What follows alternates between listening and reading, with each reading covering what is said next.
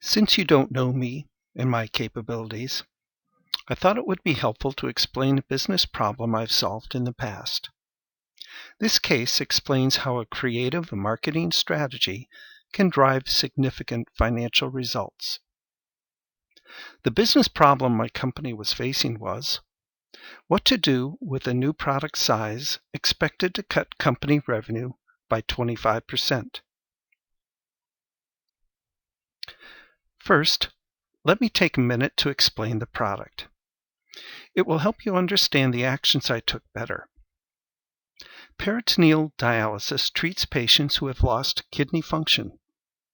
This treatment relies on the process of diffusion across the lining of the abdominal cavity called the peritoneum. The same constituents present in urine pass from the bloodstream into the abdomen containing a sterile solution called dialysate.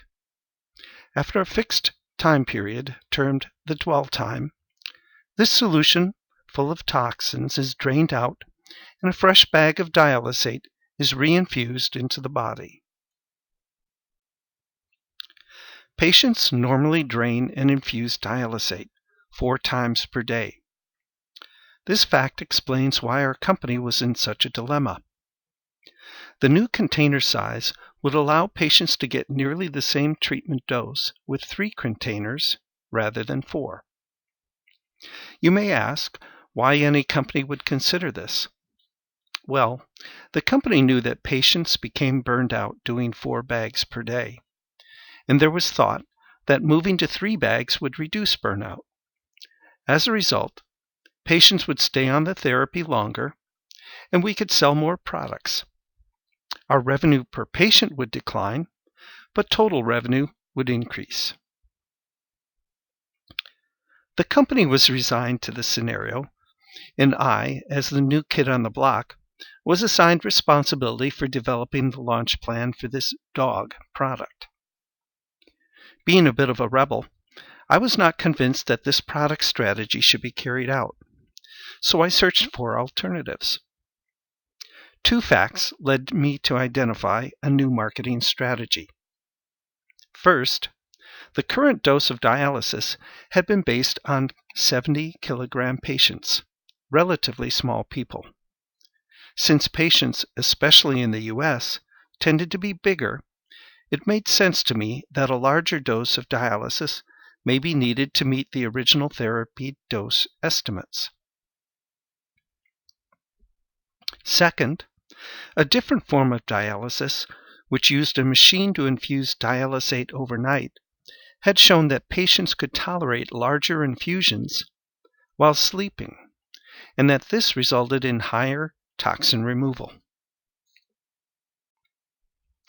I concluded that we could possibly increase toxin removal by replacing our current size container with the new, larger size. Replacing any one container would increase revenue and profit, avoiding the 25% revenue decrease scenario. We modeled the dose impact to verify my estimate, then performed trials to verify the clinical impact. Armed with this data, I was allowed to modify the marketing strategy.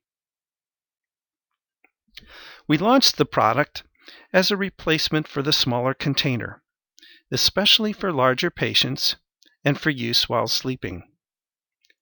Promoting the product as one size does not fit all, we achieved incremental profit growth of $2.5 million in the first year. This messaging served as a springboard for our focus on dialysis adequacy, lasting nearly 15 years.